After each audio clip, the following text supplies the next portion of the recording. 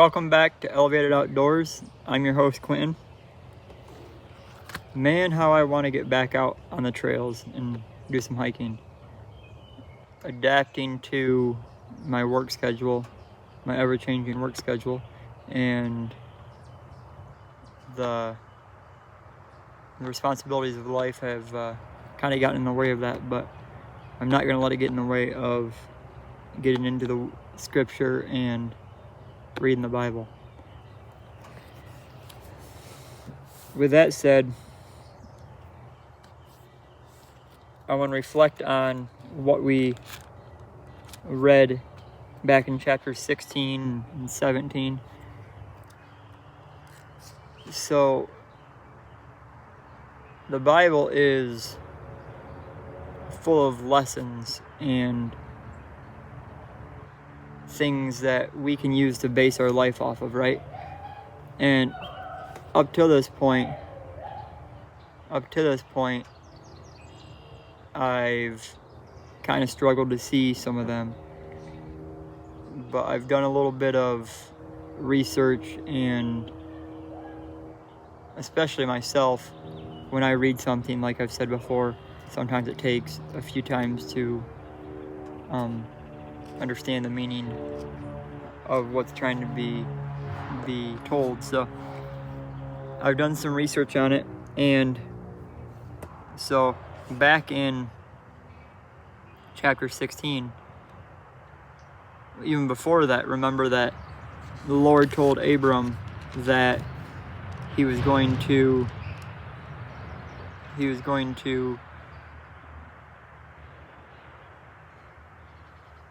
bless him with a child, and even told him within the next year. And then comes chapter 16 when it says that Sarai, Abram's wife, had mentioned that she was becoming age that she didn't think that she could bear children, and they kind of doubted the Lord's word and what he had promised them, and tried to take matters into their own hands. And I think oftentimes we do that as well.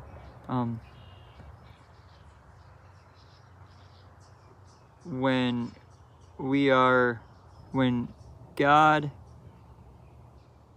God grants us, I guess not a genie, but when God does work in our lives, it's not always on our time.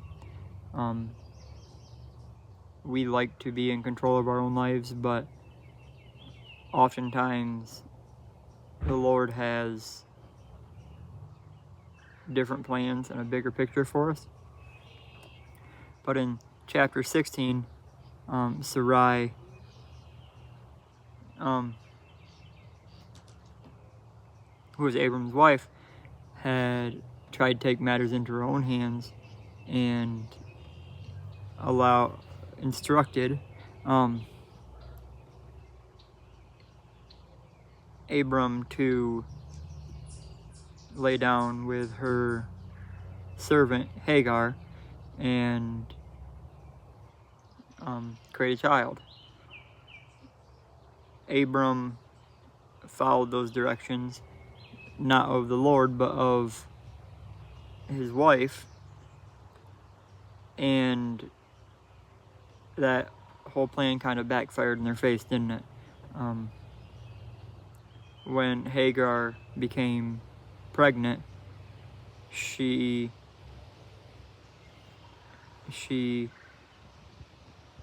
fled from them and whatnot. So, and then the Lord came back and made a covenant with Abram, and that covenant was that he would give them children, and they would become many nations, but the covenant was of circumcision. That was, whereas a few chapters back, a similar covenant with Noah, the Lord gave him proof of a rainbow. Whereas this covenant with Abram was that of circumcision. Much different. I bet in that moment Abram was hoping for a double rainbow. But anyway,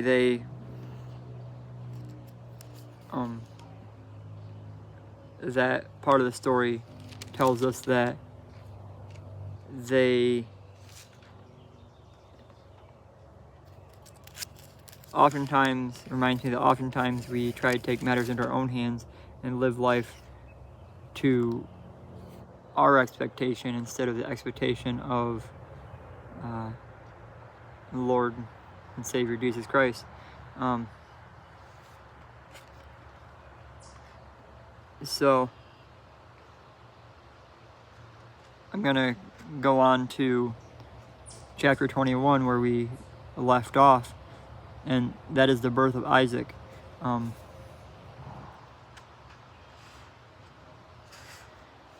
The birth of Isaac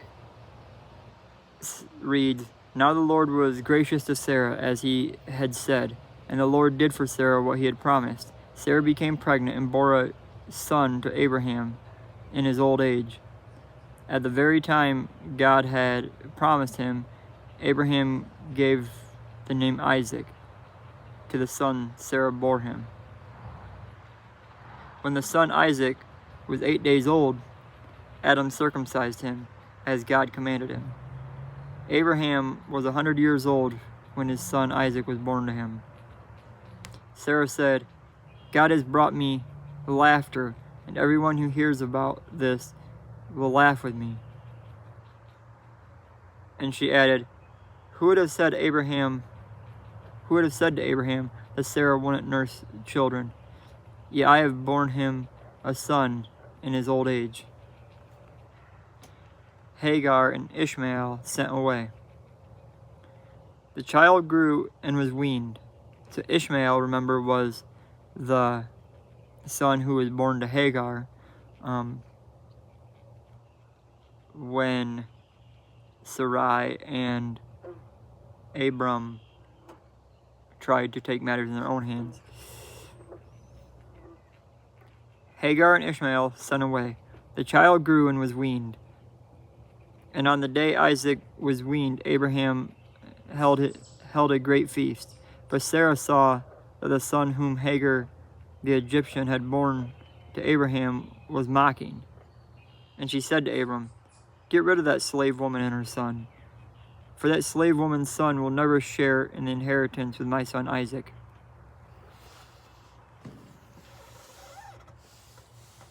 But the matter distressed Abram greatly because it concerned his son.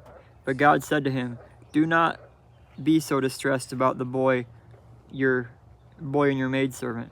Listen to whatever Sarah tells you, because it is through Isaac that your offspring will be reckoned. I will make the son of the maidservant into a nation also, because he is your offspring."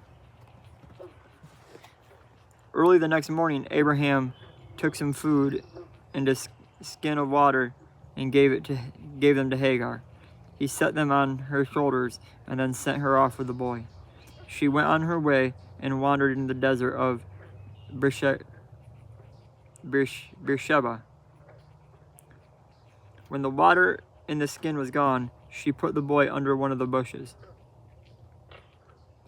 Then she went off and sat down nearby, about a bow shot away, for she thought, "I cannot watch the boy die."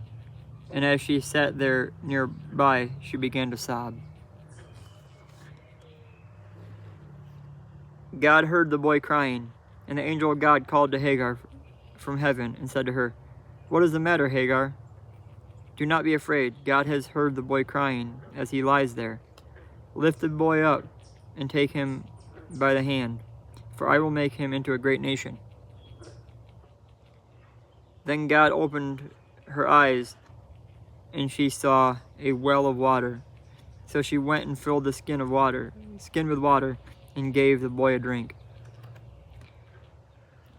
God was with the boy as he grew up. He lived in the desert and became an archer. While he was living in the desert of Paran, his mother got a wife for him from Egypt. So let's kind of unpack that.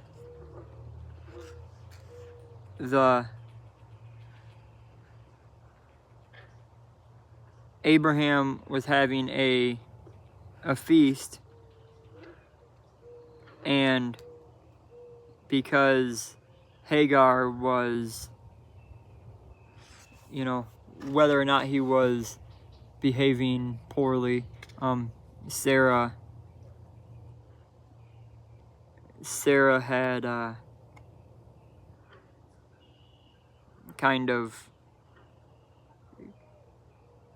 Sarah had stated that he was mocking, and she even said to get rid of the slave woman and her son. So the woman that she had before tried to help her, and that whole plan backfired in her face. Now Sarah was talking negative against her, and even talking poorly about the son that was born to her husband Abraham.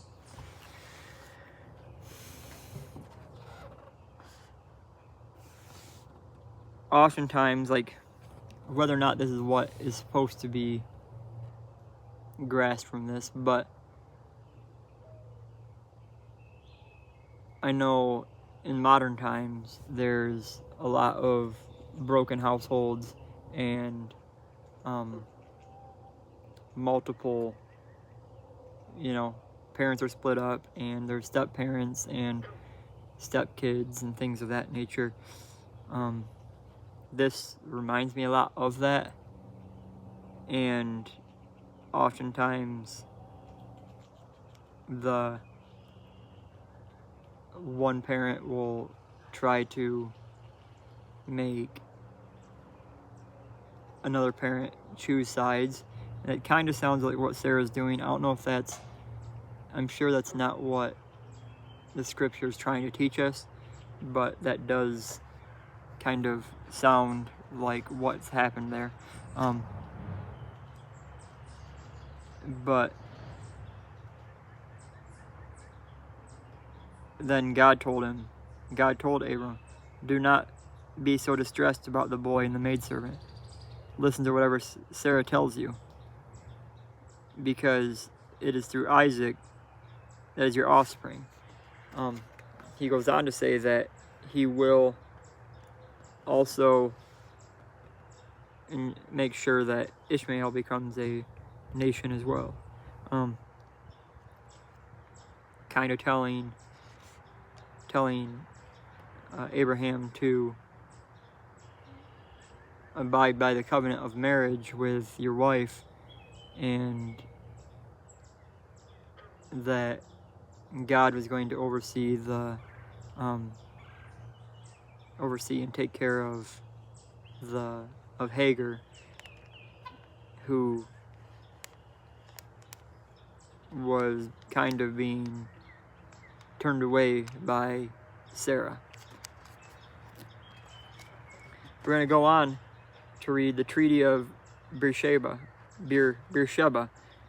At the time, Amalek and Phicol, the commander of his forces, said to Abraham, "God is with you in everything you do.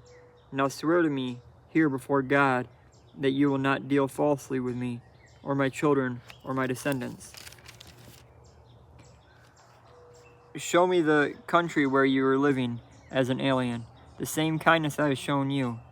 Abraham said, "I swear it Then Abraham complained to Abimelech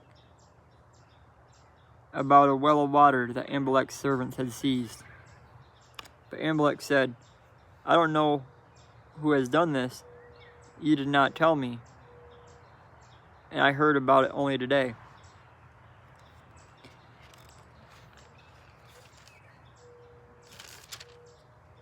So Abraham brought sheep and cattle and gave them to Abimelech, and the two men made a treaty.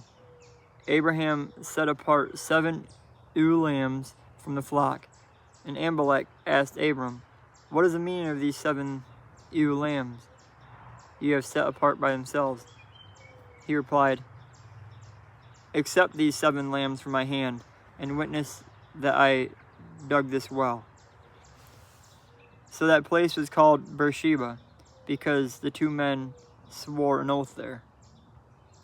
After the treaty had been made at Beersheba, Abimelech and Phicol, the commanders of his forces, returned to the land of the Philistines. Abraham planted a tamarisk tree in Beersheba, and there he called upon the name of the Lord, the eternal God. Then Abram stayed in the land of the Philistines for a long time.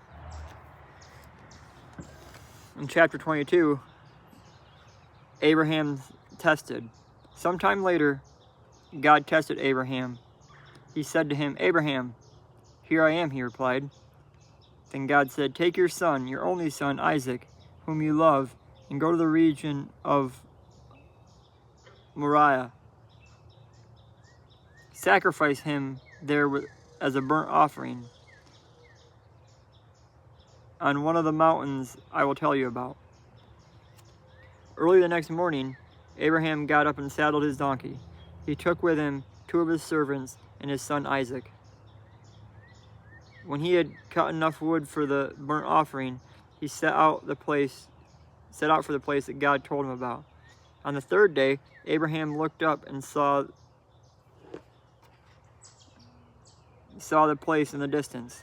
He said to his servants, stay here with the donkey, while I and the boy go over there. We will worship, and then we will come back to you. Abraham took the wood for the burnt offering and placed it on his son Isaac, and he himself carried the fire and the knife as the 2 of them went on together. Isaac spoke up and said to his father Abraham, Father? Yes, my son, Abraham replied.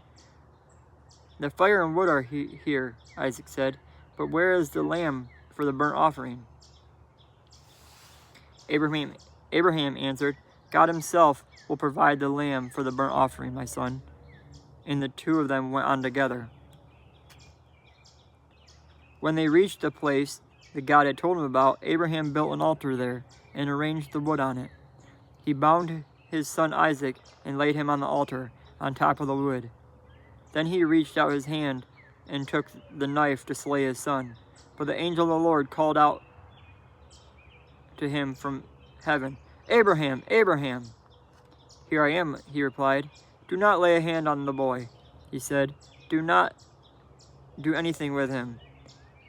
Now I know that you fear God, because you have not withheld from me your son, your only son. Abraham looked up, and there in the thicket he saw a ram caught by its horns. He went over and took the ram and sacrificed it as a burnt offering instead of his son.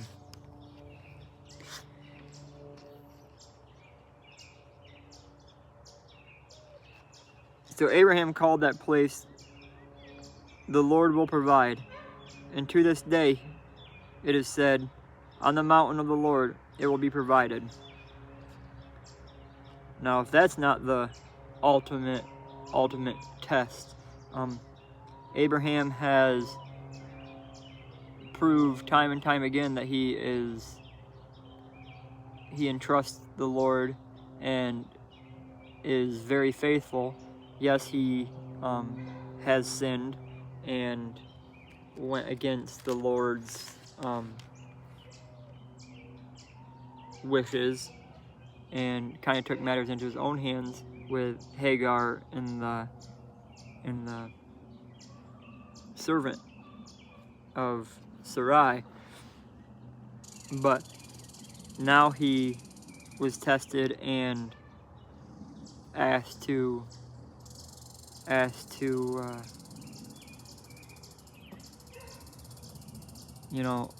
give up his son as an offering. And even his son questioned his father, and asked, about the ram, or having a lamb to sacrifice. So that's the ultimate test. The angel of the Lord called to Abraham from the heavens for a second time and said, "I swear by myself, declares the Lord, that because you have done this and have not withheld your son, your only son, I will surely bless you and make your descendants as numerous as the stars in the sky and as sand on the seashore. Your descendants will take possessions of the cities of their enemies.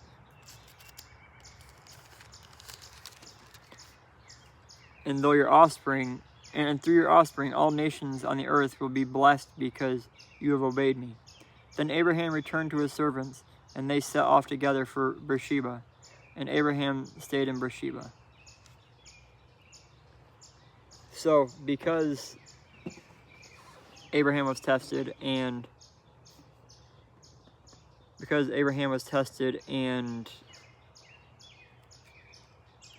was going to offer up his son, the Lord told him that he was going to bless your descendants, and he was going to bless Abraham and make his descendants as vast as the stars and the sand on the seashore. So now we go on to Nahor's sons. Sometime later, Abraham was told, Milcah is also a mother. She has borne sons to your brother Nahor. Uz the firstborn, Buz his brother, Kamal, the father of Aram, Kesed, Hazo, Pildash, Jidlapah, and Bethuel. Bethuel became the father of Rebekah. Milcah bore these 8 sons to Abraham's brother Nahor. His concubine, whose name was Remuah, also had sons, Tabah, Gaham, Tahesh, and Makkah. So, as promised before,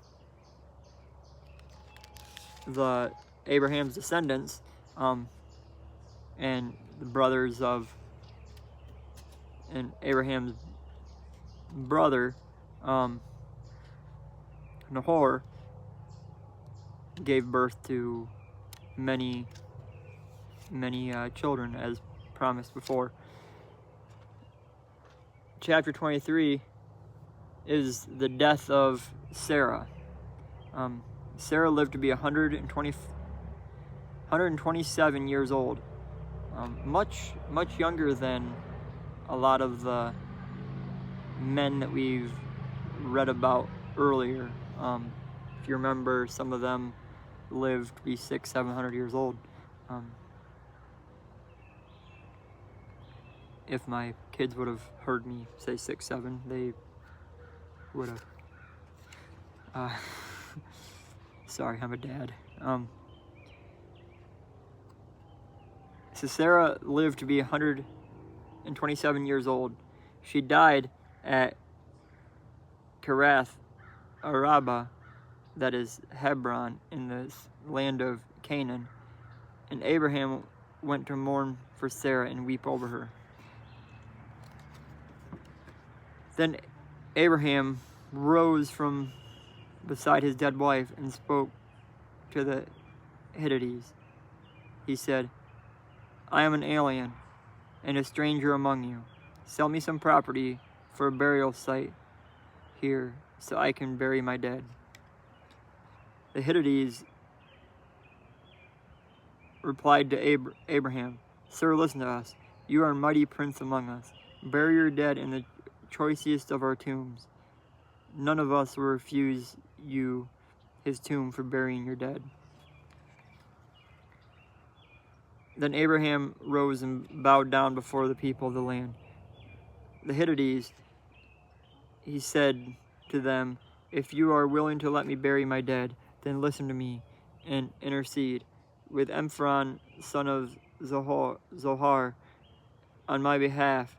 He will sell me a cave of Machpelah, which belongs to him and is at the end of his field.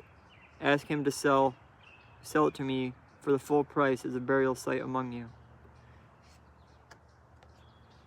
Ephron, the Hittite was, I'm not quite sure how to pronounce that, was sitting among his people, and then replied to Abraham in the hearing of all the Hittites who had come to the gate of his city. No, my lord, he said, listen to me. I give you the field, and I give you the cave that is in it. I give it to you in the presence of my people. Bury your dead. Again, Abraham bowed down before the people of the land, and he said to Ephron in their hearing, listen to me, if you will. I will pay a price of the field. Accept it from me so I can bury my dead there. Insisting to not take a handout and to not be a burden. Meanwhile, the people of the land recognized Abraham as a prince, and they even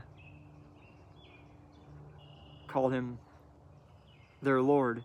And he said, no, my lord, listen to me. I give you the field, and I give you the cave that is in it.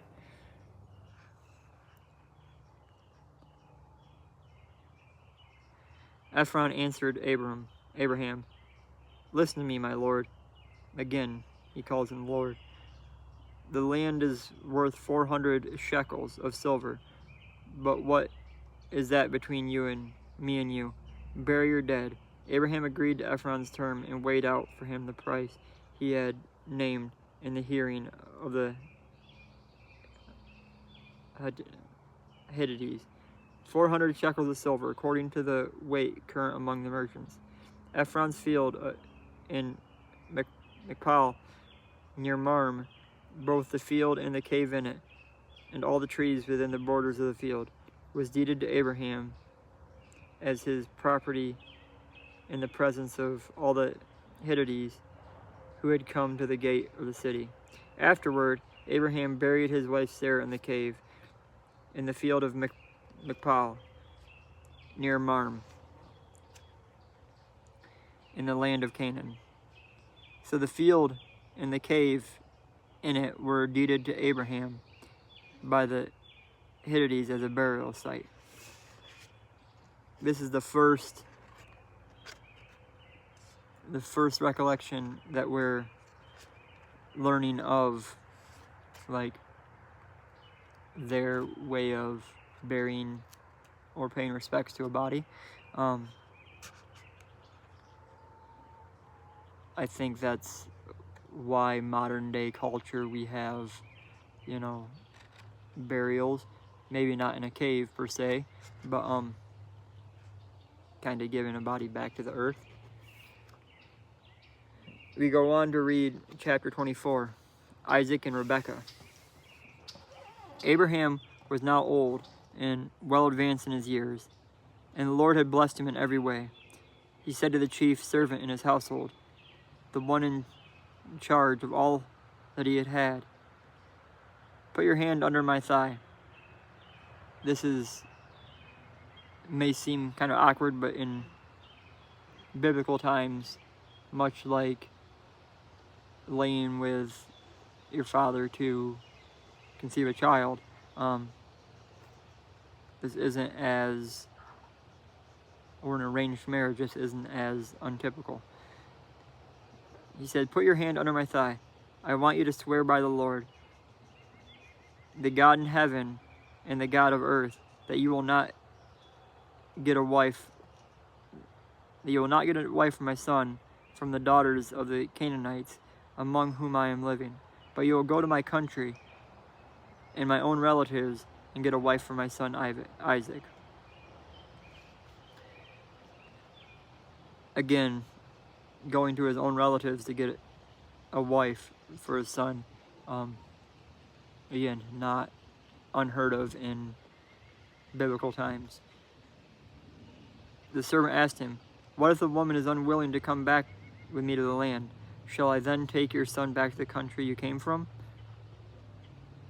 Make sure that you do not take my son back there." Abraham said, "The Lord, the God of heaven, who brought me out of my father's household and my native land, and who spoke to me and promised me an oath, saying, 'To your offspring I will give this land.'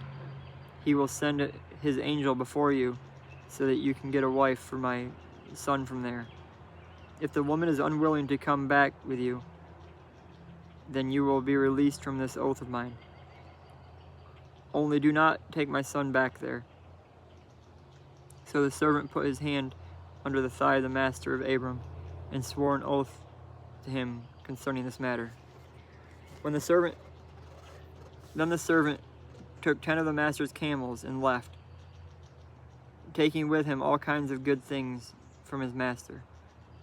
He set out for Aram Naharaim, and made his way to the town of Nahor. He had the camels kneel down near the well outside the town. It was toward the evening, the time the women would go out and draw water. Then he prayed, "O Lord God of my master Abraham, give me success today, and show kindness to my master Abraham. See, I am standing beside this spring, and the daughters of the townspeople are coming out to draw water. May it be that when I say to a girl, 'Please let down your jar, that I may have a drink,' and she says, 'Drink, and I'll water your camels too,' let her be the one you have chosen for your servant Isaac. By this I will know that you have shown kindness to my master." So what's happened so far is Abraham asked his servant to find a wife for his son Isaac, right? He said, "I don't want it from the country I'm in now, I want it from the country where I'm from." And he instructed that you're not to take Isaac with you, and to go find a woman to be his wife. When the servant arrived in Nahor, he took his 10 camels to the well, and he prayed. And he prayed for a sign to tell him that, to allow him to know that the Lord, it was his blessing on the Lord's blessing on the woman. Before he had finished praying, Rebecca came out with her jar on her shoulder. She was the daughter of Bethuel, son of Milcah, who was the wife of Abraham's brother Nahor. We learned about him just a few verses ago. The girl was very beautiful, a virgin. No man had ever lain with her. She went down to the spring, filled her jar, and came up again. The servant hurried to meet her and said, "Please give me a little drink from your jar." And she responded, "Drink, my lord," and quickly lowered the jar to her hands and gave him a drink. After she had given a drink, she said, "I'll draw water for your camels too, until they have finished drinking," which is no small feat, because 10 camels can store a lot of water. So she quickly emptied her jar into the trough, ran back to the well to draw more water, and drew enough for all of his camels. Without saying a word, the man watched her closely to learn whether or not the Lord had made his journey successful. When the camels had finished drinking, the man took out a gold nose ring weighing a beka and 2 gold bracelets weighing 10 shekels. Then he asked, "Whose daughter are you? Please tell me, is there room in your father's house for us to spend the night?" She answered him, "I'm the daughter of Bethuel, the son of Micah, born to Nahor." And she added, "We have plenty of straw and fodder, as well as room for you to spend the night." Then the man bowed down to worship the Lord, saying, "Praise be to the Lord, the glory of my master Abraham, who has not abandoned his kindness and faithfulness to my master. As for me, the Lord has led me on the journey to the house of my master's relatives." The girl ran and told her mother's household about these things. Now Rebekah had a brother named Laban, and he hurried out to the man at the spring as soon as he had seen the nose ring and all the bracelets on his sister's arms, and had heard Rebekah tell what a man said to her. He went out to the man and found him standing by the camels near the spring. "Come, you who are blessed by the Lord," he said. "Why are you standing out here? I have prepared the house and a place for the camels." So the man went to the house, and the camels were unloaded. Straw and fodder were brought for the camels, the water for him and his men to wash their feet. Then food was set before him. But he said, "I will not eat until I have told you what I have to say." "Then tell us," Laban said. So he said, "I am Abraham's servant. The Lord has blessed my master abundantly, and he has become wealthy. He has given him sheep, cattle, silver, and gold, men servants and maid servants, and camels and donkeys. My master's wife Sarah has borne him a son in her old age, and she has given him everything he owns. And my master made me swear an oath and said, 'You must not get a wife for my son from the daughters of the Canaanites in whose land I live, but go to my father's family and to my own clan and get a wife for my son.' Then I asked my master, 'What if the woman will not come back with me?'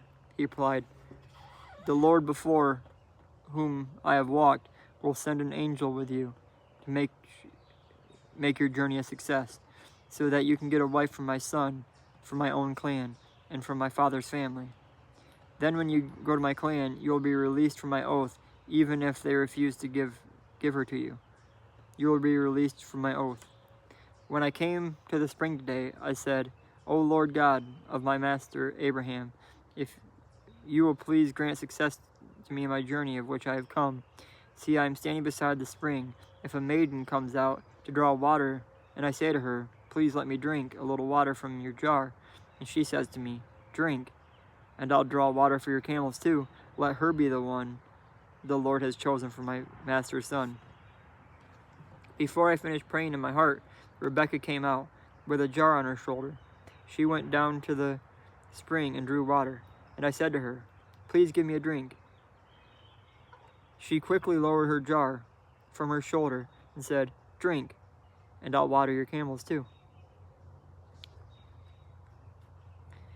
So this is the servant's explanation of what Abraham had told him, instructed him to do, and how it played out.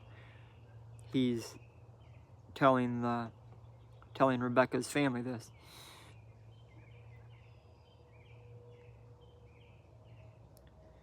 So I drank, and she watered the camels also. I asked her, "Whose daughter are you?" She said, "The daughter of Bethuel, son of Nahor, from whom Malacca bore to him." Then I put a ring in her nose and the bracelets on her arms, and bowed down and worshipped the Lord. I praised the Lord my God of my master Abraham, who had led me on the right road to get the granddaughter of my master's brother for his son. Now if you will show kindness and faithfulness to my master, tell me, and if not, tell me, so I may know which way to turn. Laban and Bethuel answered, "This is from the Lord. We can say nothing to you one way or another. Here is Rebekah. Take her and go, and let her become the wife of your master's son, as the Lord has directed." When Abraham's servant heard what they had said, he bowed down the ground before the Lord. Then the servant brought out gold and silver, jewelry, and articles of clothing, and gave them to Rebekah. He also gave costly gifts to her brother and her mother. Then he and the men who were with him ate and drank and spent the night there. When they got up in the morning, he said, "Send me on my way to my master."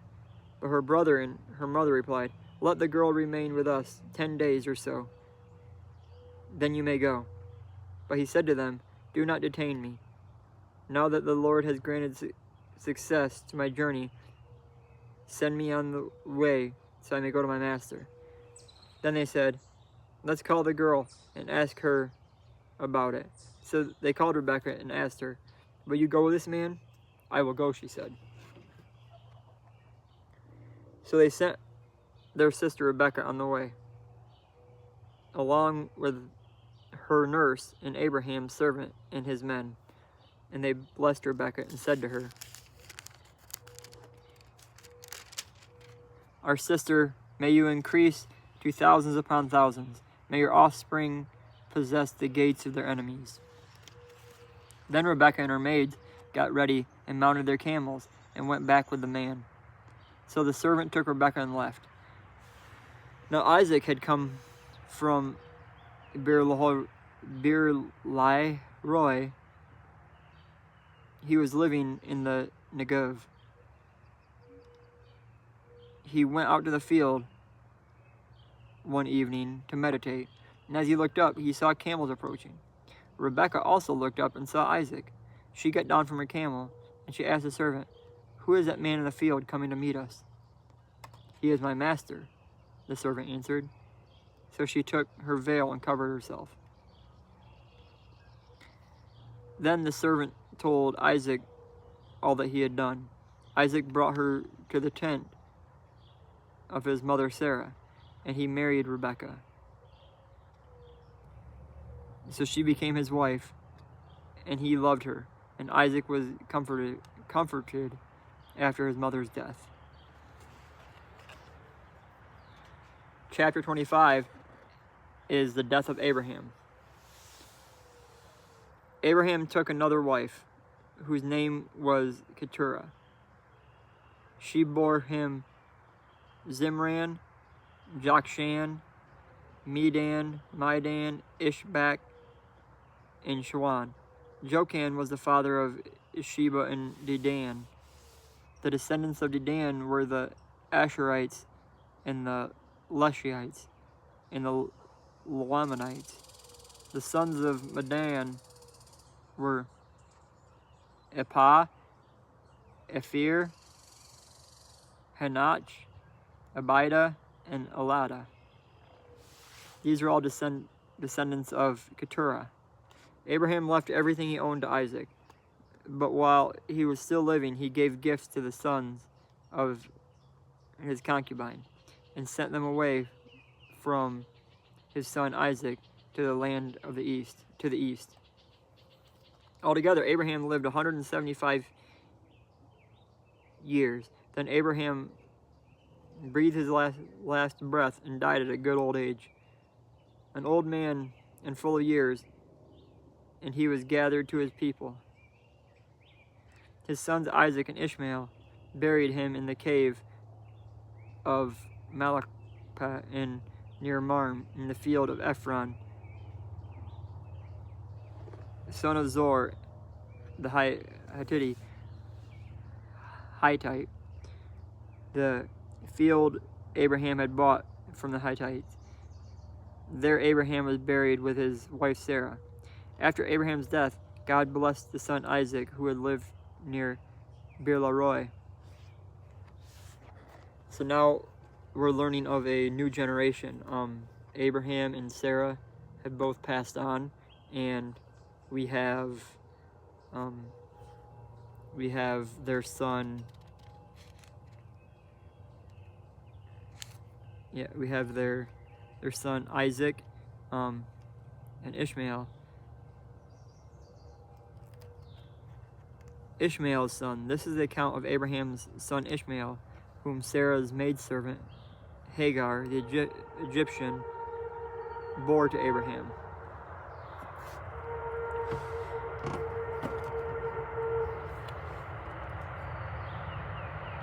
These are the names of the sons of Ishmael, listed in the order of their birth.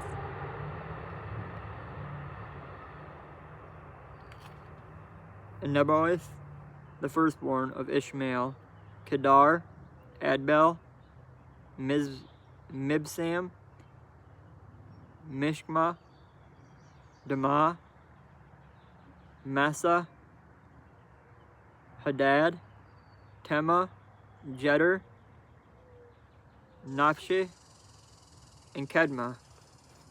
These were the sons of Ishmael. And these are the names of the camps. These are the names of the 12 tribal rulers according to their settlements and camps. Altogether, Ishmael lived 137 years. He breathed his last and died, and he was gathered to his people.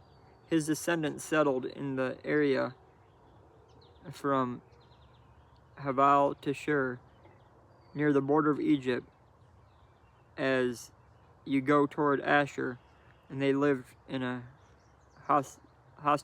hostility towards all their brothers. So this is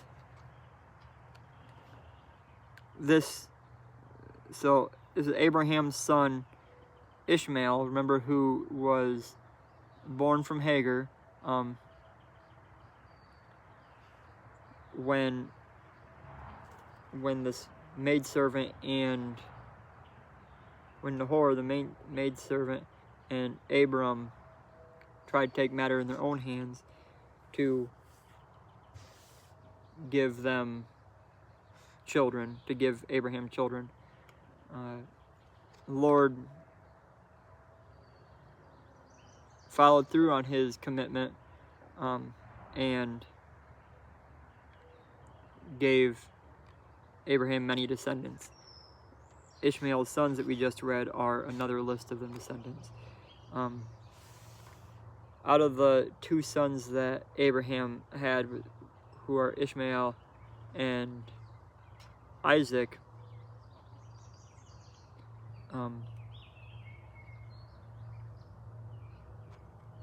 Ishmael was kind of the black sheep, if you will, of the family. He didn't get the inheritance that Isaac received, but he did get blessed with the offspring.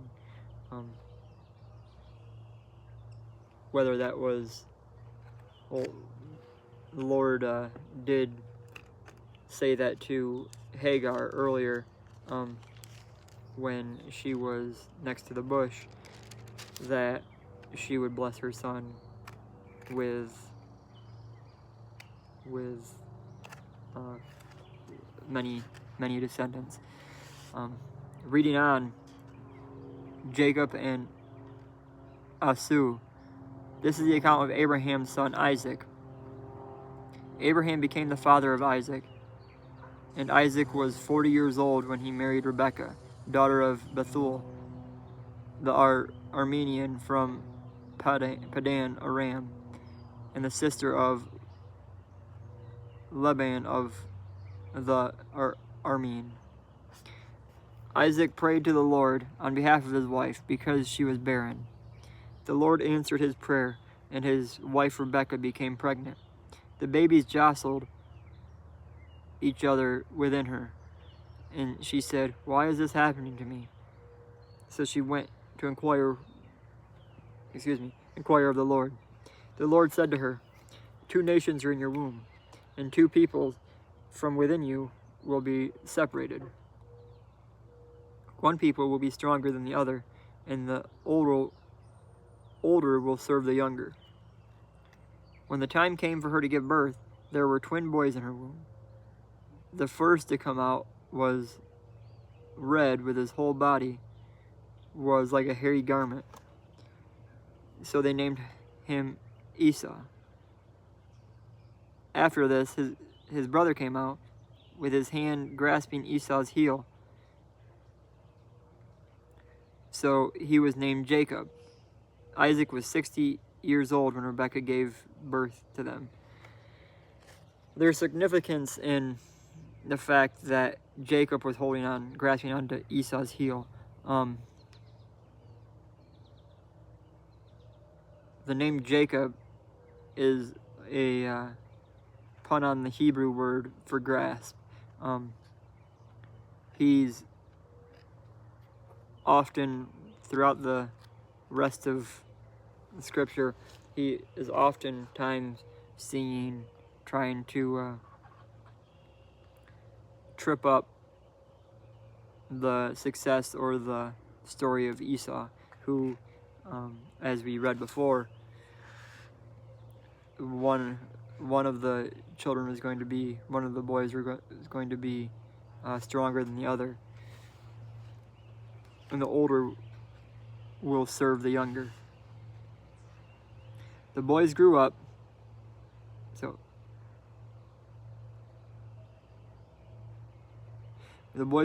and Esau became a skillful hunter, a man of the open country, while Jacob was a quiet man, staying among the tents. Isaac, who had a taste for wild game, loved Esau, but Rebekah loved Jacob. Once when Jacob was cooking some stews, Esau came in from the open country, famished. He said to Jacob, "Quick, let me have some of that red stew. I'm famished." That is why he is also called Edom. Jacob replied, "First sell me your birthright."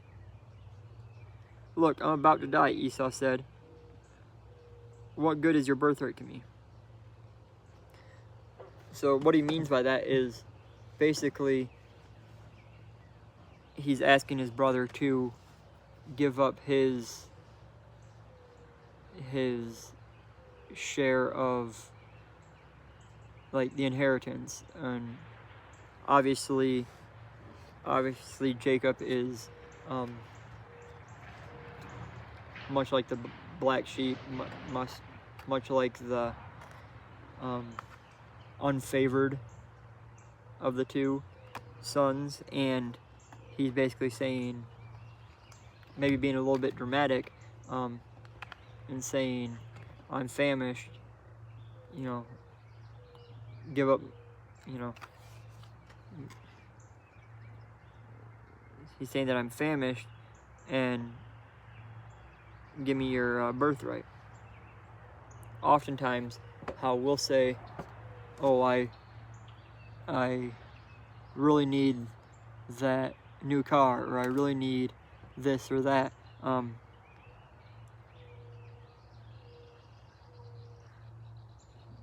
He says, "Look, I'm about to die. What good is a birthright to me?" But Jacob said, "Swear to me first." So he swore an oath to him, selling his birthright to Jacob.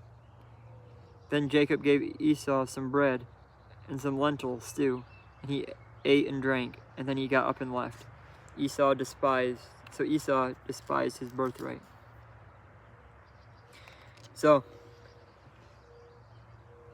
it's not so much as wrong to give up a birthright, but it's foolish. Esau gave up his inheritance rights that favored him as the firstborn of Isaac. These rights probably involved a greater share of the inheritance and the privileges and responsibilities of family leadership. Esau put immediate gratification before his long-term interests.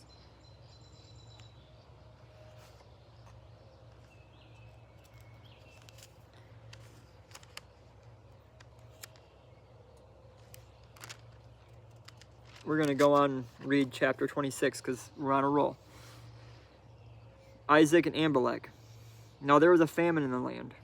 We've seen this before, remember?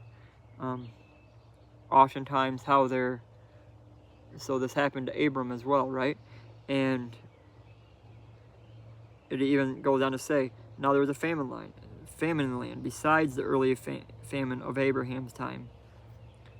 So oftentimes we have generational curses, or not just curses, but so we all have parents, right?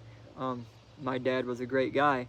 There's many things that I hope and aspire to be like him, but there's also things that I've learned that of his traits that I don't want to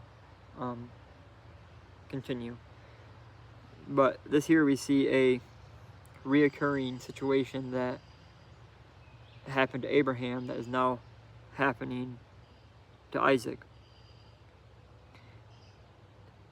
Now there was a famine in the land, besides the one earlier in Abram's time. And Isaac went to Abimelech, king of the Philistines, in Gerar. The Lord appeared to Isaac and said, do not go down to Egypt. Live in the land where I tell you to live. Stay in this land for a while, and I will be with you and will bless you. For you and your descendants will give all these lands. I will give all these lands, and will confirm the oath I swore with your father Abraham. I will make your descendants as numerous as the stars in the sky, and will give them all these lands. And through your offspring, all nations on earth will be blessed, because Abraham obeyed me and kept my requirements, my commands, my decrees, and my laws. So Isaac stayed in Gerar. When the men of that place asked him about his wife, he said, she is my sister. Deja vu, right? Because he was afraid to say, she was my wife. He thought the men of this place might kill me on account of Rebekah, because she is beautiful. When Isaac had been there a long time, Abimelech, king of the Philistines, looked down from a window and saw Isaac caressing his wife Rebekah. So Abimelech summoned Isaac and said, she is really your wife. Why do you say she is your sister? Isaac answered him, because I thought I might lose my life on account of her. Then Abimelech said, what is this you have done to us? One of the men might have slept with your wife, and you would have brought guilt upon us. So Abimelech gave up orders to the people. Anyone who molests this man or his wife shall surely be put to death. Isaac planted crops in that land, and the same year reaped 100-fold, because the Lord blessed him. The man became rich, and his wealth continued to grow until he became very wealthy. He had so many flocks and herds and servants that the Philistines envied him. So all the wells that his father's servants had dug in the time of his father Abraham, the Philistines stopped up, filling them with earth.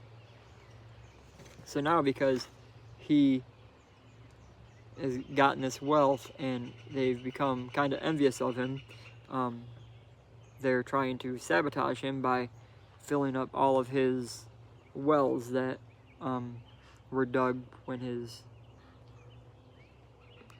his father's servants. Then Abimelech said to Isaac, move away from us. You have become too powerful for us.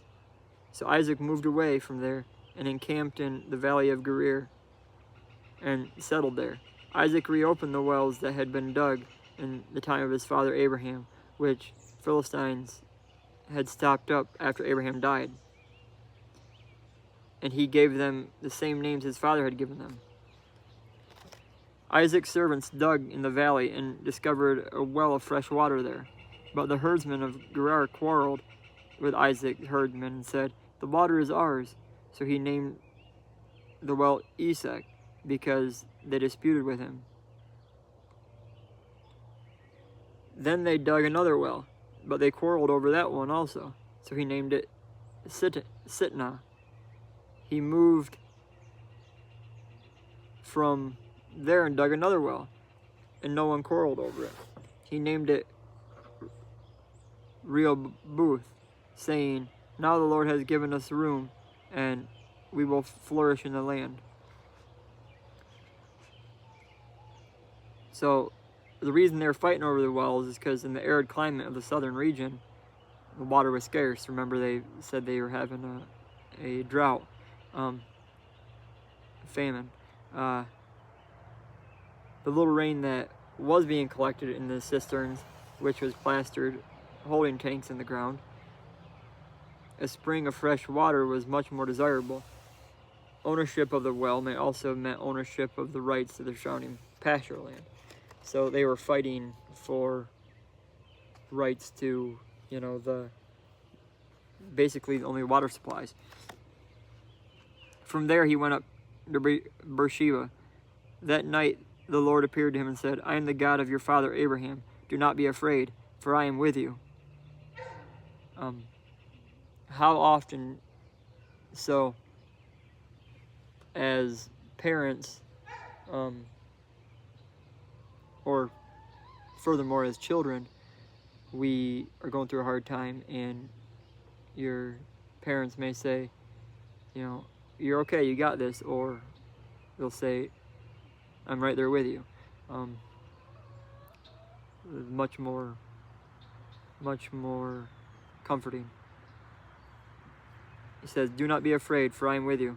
I will bless you, and I will increase the number of your descendants for the sake of my servant Abraham."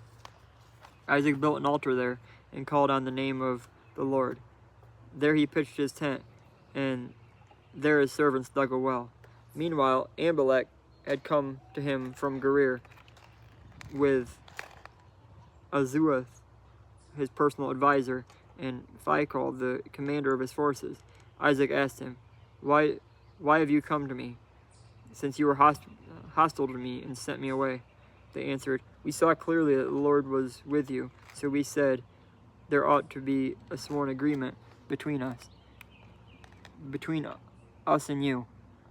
Let us make a treaty with you that you will do us no harm, just as we did not molest you, but always treated you well and sent you away in peace.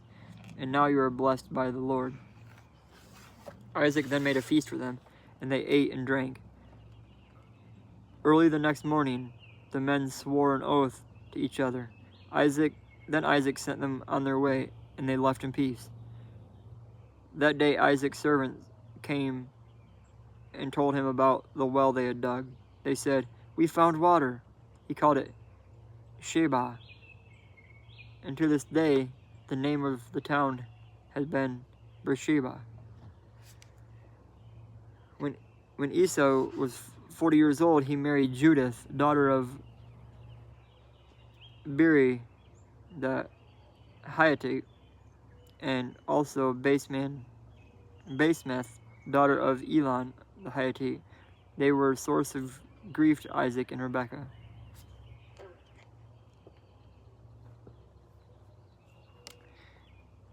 So that leaves us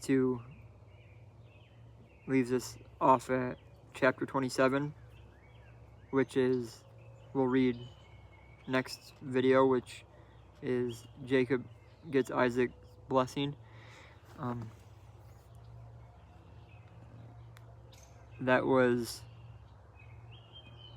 a lot of information there. We're starting to understand more the teachings of the Bible instead of it just being a story.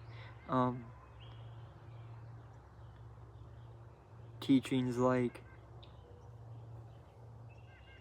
don't grow impatient when God's not moving fast enough in your life. Instead, we're taught to stay faithful and stay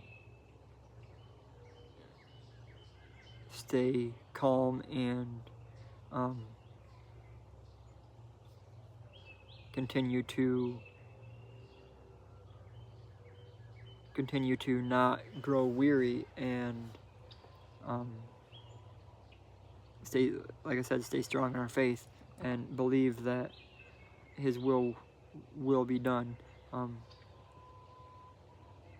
As humans, we are very impatient, and God works on His time and His time solely.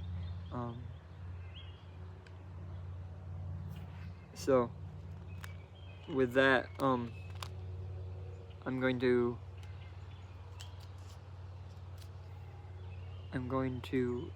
leave you to reflect on that.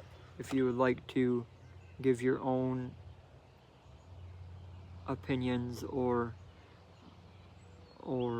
explain what you may have understood from them few chapters, feel free to leave a comment. Comments are working now. I've also turned on comments for the previous videos up to this point, so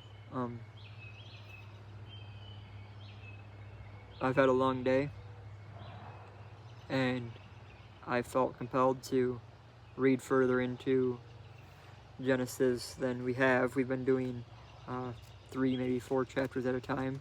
This time we did closer to 6, so I never thought that I would be to the point in my life that I was excited to read, let alone have that be the Bible. But we're getting to a point where it is more interesting and we're actually learning from it, right? So I hope you guys feel the same way. I know there are chapters coming up that are books of the Bible, so to speak, coming up that are less interesting, and I'm not sure if we'll do it all in chronological order, front to back, or if we'll do a book from the Old Testament and a book from the New Testament and bounce around that way. There's a bunch of different reading plans out there that we can follow. The most important thing is that we do in fact stick with it, and I mean, we're well on our way. So with that, feel free to give a like, subscribe, feel free to comment, and as always, get outdoors and stay elevated. Thank you.